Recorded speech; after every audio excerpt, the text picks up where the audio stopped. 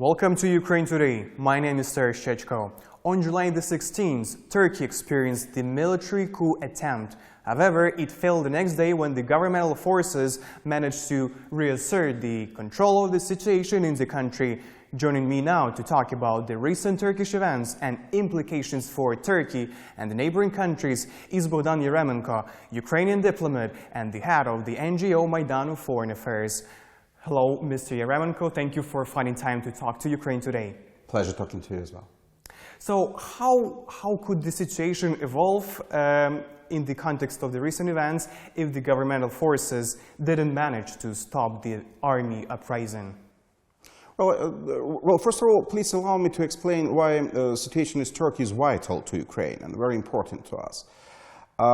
We have quite an extensive people-to-people connections with Turkey. So we have Crimean Tatars, about more than 1 million of Crimean Tatars are living in Turkey. We have probably tens of thousands of mixed marriages. A lot of Ukrainian ladies have been married with the children in Turkey. We have historic ties, and Turkey is a very important trade partner for Ukraine, with trade about $6 billion, to the best of my knowledge, dollars, and with almost unlimited potential of further growth.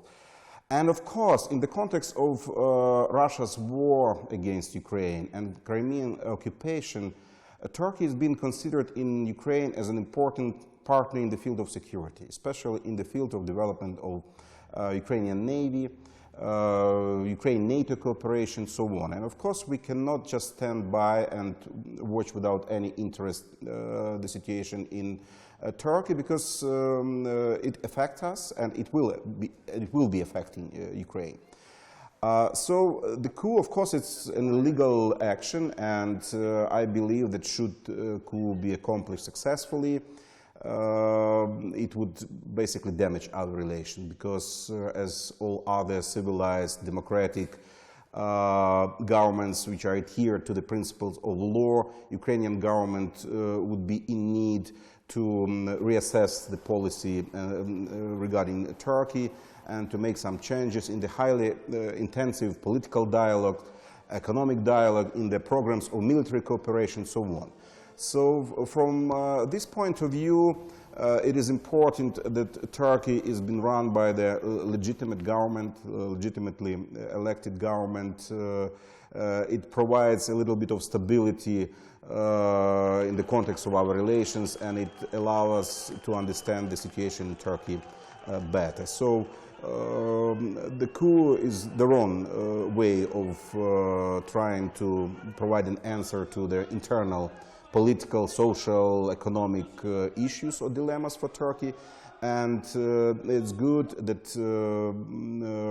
the situation is still in the hands of the civil government. So this military coup, it was stopped, and after this point, how will Erdogan react to the new reality? Because he seems to be even more powerful after these recent events. So how will it affect relations of Turkey and Ukraine, first of all? And second of all, the relations of Turkey with the neighboring countries. First of all, with the European Union as the structure that conducts the negotiations with Turkey in the context of visa-free regime and a lot of other things. So what will be the direct implications? Yes, after saying that it's very important that Turkey will be continued to be run by the civil government, we need to add that the reaction of President Erdogan on the coup is quite a disturbing one.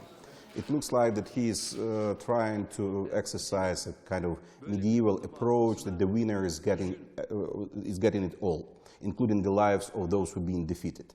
So President Erdogan has already been accused on a number of occasions in the different scenarios and situations on his adherence to the authoritarian ways of conducting the business, political business in his country. Of course, Turkey has been criticized for the problems with the democracy, with the freedom of speech, with the freedom of mass media.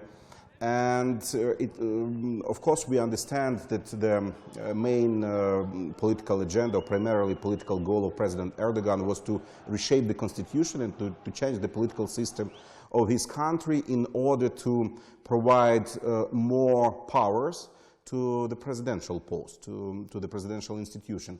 And of course, right now it looks like that he will effectively use the situation with the coup in order to pursue his own political agenda, in order to change the constitution, to install a new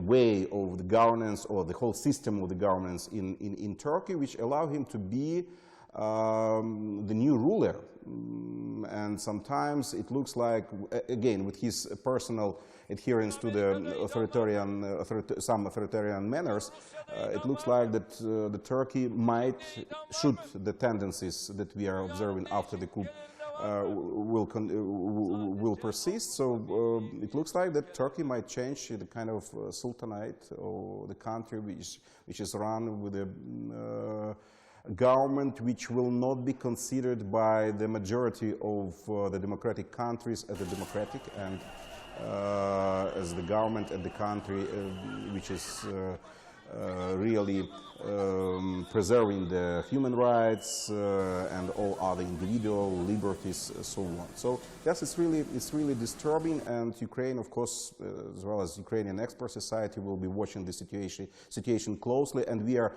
as concerned as the number of the world leaders, including, let's say, Madame Merkel and the members of American administration, who already made their statements that, let's say, the reintroduction of the death penalty is unacceptable for a civilized country. Ukraine, as the member of the Council of Europe, is also has already abolished the death penalty more than 25 years ago, and of course it's one of the standards in the field of the human rights that is very crucial for us, and it's crucial for our democracy and our understanding of the way that their human rights should be preserved in the country. So, and there are all other, also the scale of their repression, so the number of arrested, detained, is also quite an impressive one. It's very important for the outer world to send Turkey, and especially to President Erdogan, a clear signal that not everything he might be thinking about when he's trying to set up the system of punishment of the coup leaders will be acceptable for the world.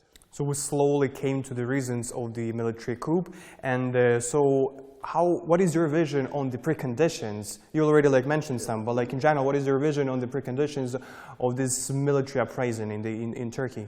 Yes, we already talked about political reasons, and the people are unhappy in Turkey with the degradation of the democratic system in the country. As well as we also need to mention the inability of the Turkish government to deliver the promises in the economic field. Instead of their further rapid economic developments, we see the corruption and inability of the Turkish government to deliver on the promises that have been made to the public. And also the deterioration of the security system and situation in the country, especially in the light that the ruling Justice and Development Party is being accused on the number of times of conducting, pursuing quite a strange policy towards the Daesh, especially at the beginning of the uprising of this movement in Syria.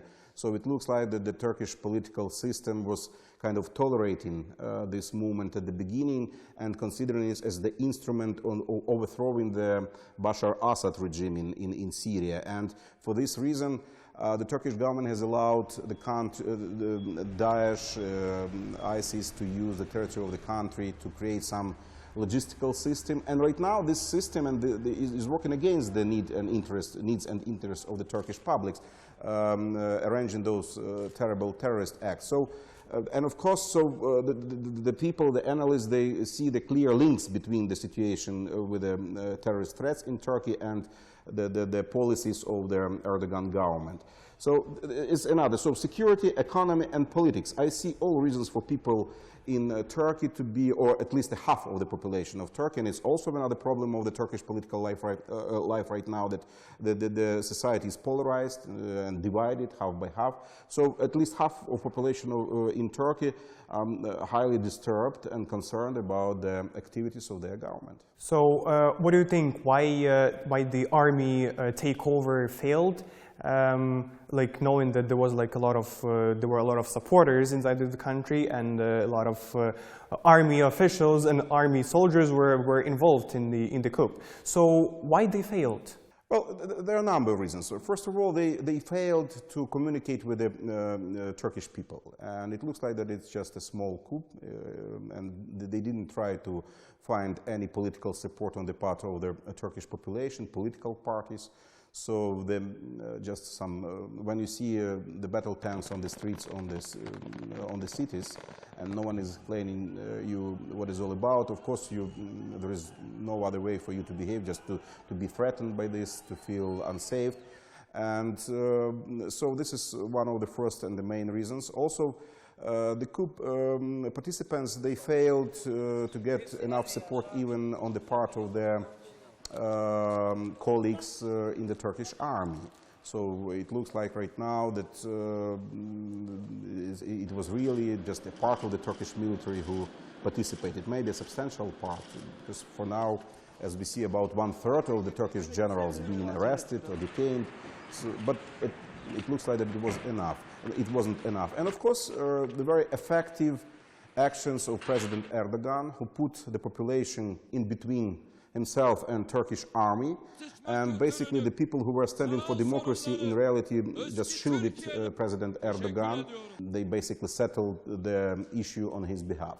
So I believe those three reasons, the lack of public support, the lack of communication, and as well as highly professional and effective response on the part of President Erdogan and his government, those were the reasons for their success and defeat of the coup.